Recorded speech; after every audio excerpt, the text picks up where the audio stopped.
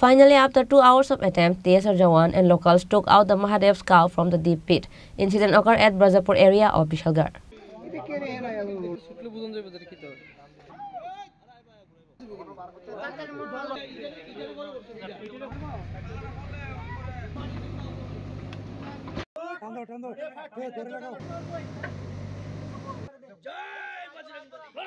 This Mahadev's cow was fallen in the pit for past 2 to 3 days.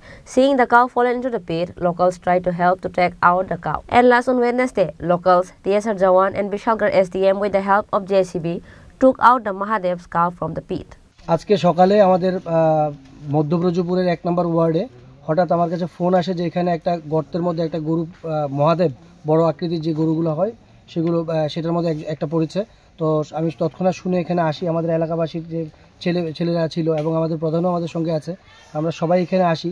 আসার পর আমি fire সার্ভিসকে phone করি, আমি এনডিআরএফকে ফোন করি, আমি ফরেস্টকে ফোন করি।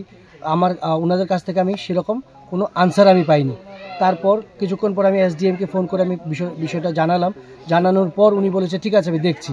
কিন্তু এখন অবধি আধা ঘন্টা 40 মিনিট হয়েছে, কিন্তু দেখা গেছে ওনাকে আমি আবার ফার্দার ফোন করেছি প্রায় 4 থেকে 5 বার, উনি আমার ফোনটা বিজি করে দিচ্ছে।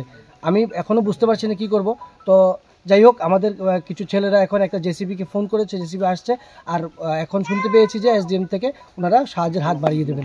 কোনো প্রশাসনের লোক কি এসেছে এখানে টিএসআর এর 4 জন লোক এসেছে।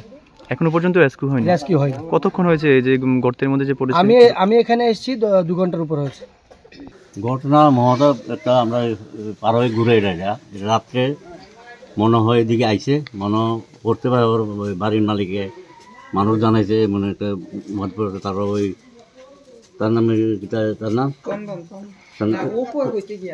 রাজুর কাছে গেছে মালিক, রাজু আইছে, রাজু আইয়া আরো টিএসআর ক্যাম্পে ফোন করছে, আরো কোনে করছে।